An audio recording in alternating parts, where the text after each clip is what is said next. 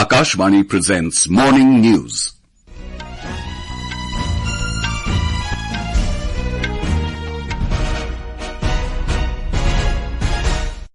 Good morning, I'm Sanjay Mattu. The headlines. GST Council decides to form new group of ministers for health insurance premiums. Madhya Pradesh government constitutes delimitation commission for fresh demarcation of divisions, districts and Tehsils in the state. Delhi government bans production, storage, sale and use of firecrackers in the national capital till January 1. External Affairs Minister S Jaishankar to be on a 2-day visit to Germany beginning today. US to partner with India to explore semiconductor supply chain opportunities. And in hockey, defending champions India beat Japan 5-1 in men's Asian Champions Trophy tournament in China.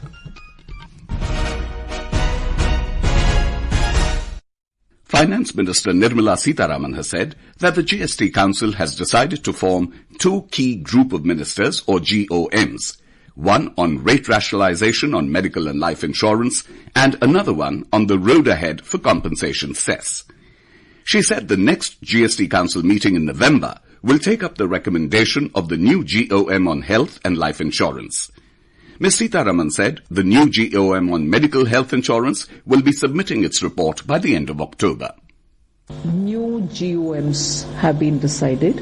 One is on the medical and health insurance. It will be the rate rationalization GOM headed by the Deputy Chief Minister of Bihar, but under his leadership with newer members who have volunteered for the limited purpose of medical health insurance related GST, come with a report by end of October. And the GST Council, which will meet in November, will finalize based on this report which will come from the GOM. The GOM will deliberate upon insurance-related matters for senior citizens, life insurance, term life insurance, group insurance, etc. The 54th GST Council meeting was held yesterday in New Delhi. The Council also decided that GST rates on cancer drugs will be brought lower to 5% from the existing 12%. The Finance Minister announced that any funds provided for research and development or R&D will be exempt from GST.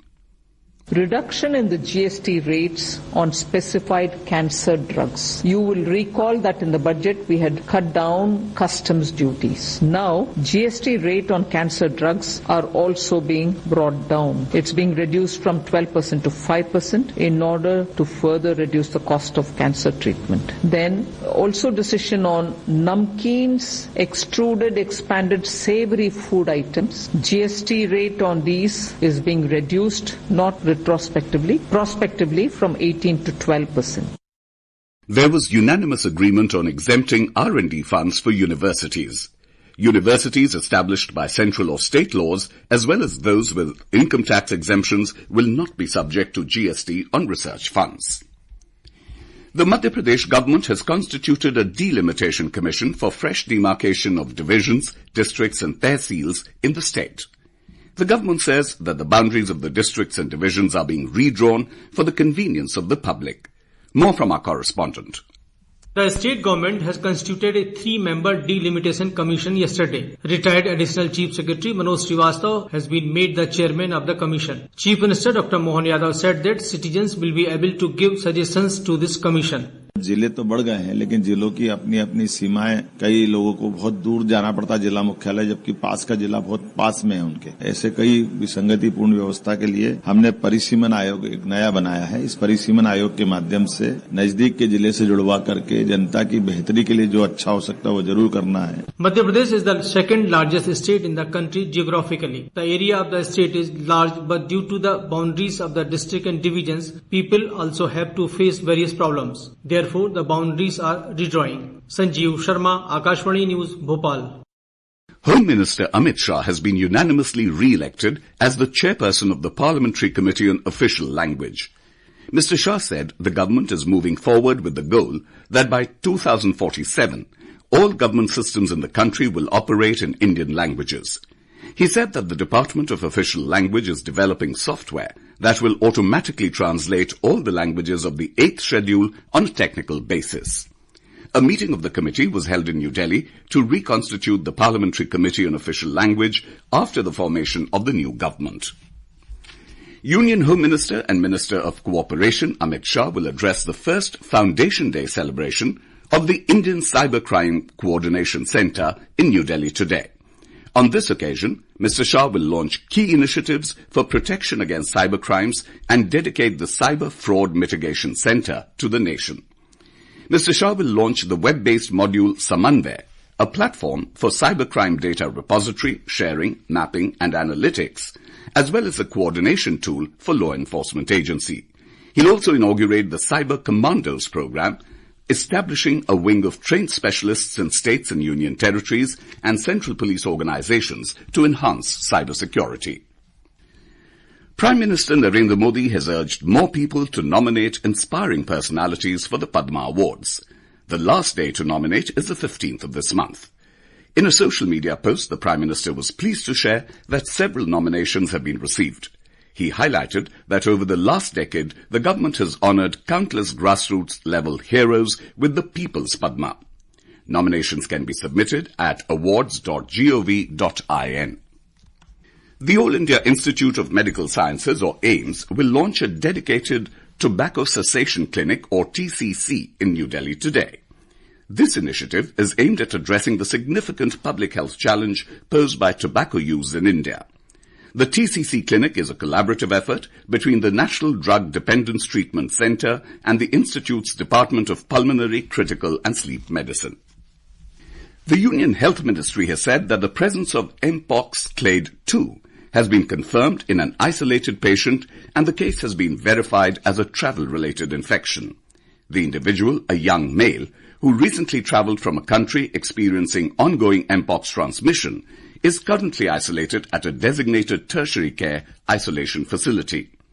The ministry also said that this case is an isolated one, similar to the earlier 30 cases reported from India from July 2022 onwards, and is not part of the current public health emergency reported by WHO, which concerns clade 1 of Mpox.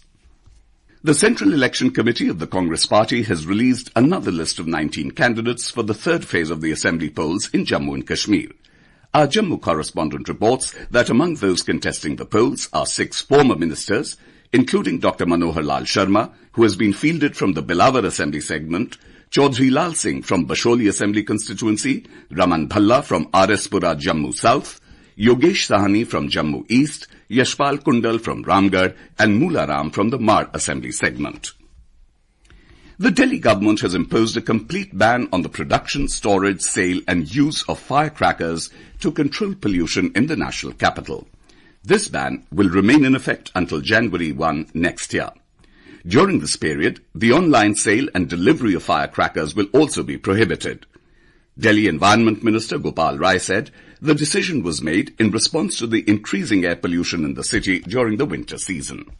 This is Akashvani giving you the news. For quick news updates round the clock, follow us on our X handle AIR @AIR News Alerts. External Affairs Minister S Jaishankar will be on a 2-day visit to Germany beginning today. During his visit to Berlin, Dr. Jaishankar will meet the German Federal Foreign Minister and other key leaders with an objective to review the entire gamut of bilateral relations and explore further opportunities for collaboration. The External Affairs Minister's visit to Berlin is set to prepare the ground for German Chancellor Olaf Scholz's proposed trip to India next month. Germany stands as one of India's significant trading partners and a leading source of foreign direct investment. Earlier yesterday, Dr. Jaishankar reiterated India's principled and consistent stand on the Palestinian issue, while calling for a ceasefire in the region as soon as possible. He said the current situation in Gaza is now understandably India's foremost concern. The External Affairs Minister was co-chairing the inaugural India-Gulf Cooperation Council, or GCC, joint ministerial meeting for strategic dialogue in Riyadh yesterday. The External Affairs Minister called on the Gulf Cooperation Council to invest in each other's future and support each other's continued prosperity. Our deeper collaboration will help in stabilizing markets, driving innovation, and enhancing energy security. Our partnership in the areas of renewables, technology and innovation, health, space, education can also help realize our respective national goals. The United States will partner with India's semiconductor mission to explore opportunities to grow and diversify the global semiconductor ecosystem under the International Technology, Security and Innovation, or ITSI Fund, created by the CHIPS Act of 2022. In a statement, the U.S. Department of State said, this partnership will help create a more resilient, secure and sustainable global semiconductor value chain. Nepal has become the 101st country to join the International Solar Alliance, or ISA, as a full member. In a social media post, the Ministry of External Affairs said that Nepal handed over its instrument of ratification to the ISA in New Delhi yesterday. The instrument of ratification was exchanged during a meeting between Nepal's Charge d'Affaires Dr. Surendra Thapa and Joint Secretary ED and MER in the External Affairs Ministry, Abhishek Singh. The Indian Meteorological Department, or IMD, has forecast extremely heavy rainfall over East Madhya Pradesh today. The IMD added that very heavy rainfall will prevail over West Madhya Pradesh, Vidarbha, Odisha and East Uttar Pradesh today. Meanwhile, the IMD has forecast that heavy rainfall is very likely over Jharkhand, Gangetic West Bengal, Himalayan West Bengal, Bihar and Northeast India during the next 4 days. These conditions will also prevail over West Uttar Pradesh, Uttarakhand, Haryana, Konkan, Goa and Gujarat till tomorrow. In South India, the weather agency has forecast similar conditions over Kerala, Mahe, South Interior Karnataka, coastal Andhra Pradesh, Yanam and coastal Karnataka today. In hockey, defending champions India registered a dominant 5-1 victory over Japan in their second match at the Men's Asian Champions Trophy tournament in Hulunbuir, China yesterday. Four-time champions India had earlier defeated host China 3-0 in their opening match.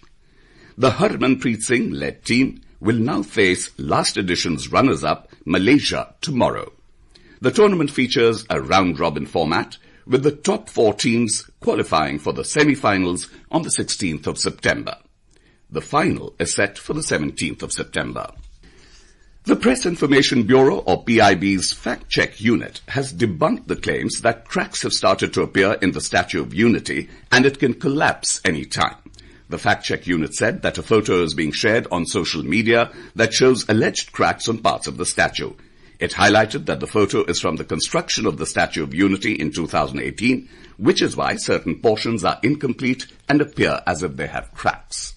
And now, for a look at today's newspapers, it's over to Tanvi Khurana. Thank you, Sanjay. Supreme Court's directions to the striking doctors in the Kolkata rape case is prominently noticed on the front pages. The Hindustan Times writes, SC asks doctors to end stir over Kolkata horror. The Indian Express notes, SC red flags, FIR delay, missing post-mortem paperwork.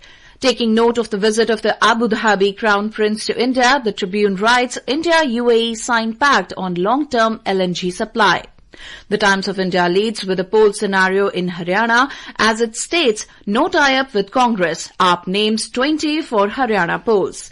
Union Home Minister Amit Shah's comments at the newly constituted Parliamentary Committee on Official Language is noticed by the Indian Express. The paper quotes the minister as saying, need to increase acceptance of Hindi without competing with other languages. And finally, the Times of India carries a story on the reopening of 41 schools that had closed in Bastar 20 years ago amid the Maoist insurgency. And with that, it's back to you, Sanjay. Thank you, Tanvi. And now, before we end the bulletin, the headlines once again. GST Council decides to form new group of ministers for health insurance premiums. Madhya Pradesh government constitutes delimitation commission for fresh demarcation of divisions, districts and tehsils in the state. Delhi government bans production, storage, sale and use of firecrackers in the national capital till January 1. External Affairs Minister S Jaishankar to be on a 2-day visit to Germany beginning today. US to partner with India to explore semiconductor supply chain opportunities. And in hockey, defending champions India beat Japan 5-1 in Men's Asian Champions Trophy tournament in China. And with that, we end the morning news. Have a nice day.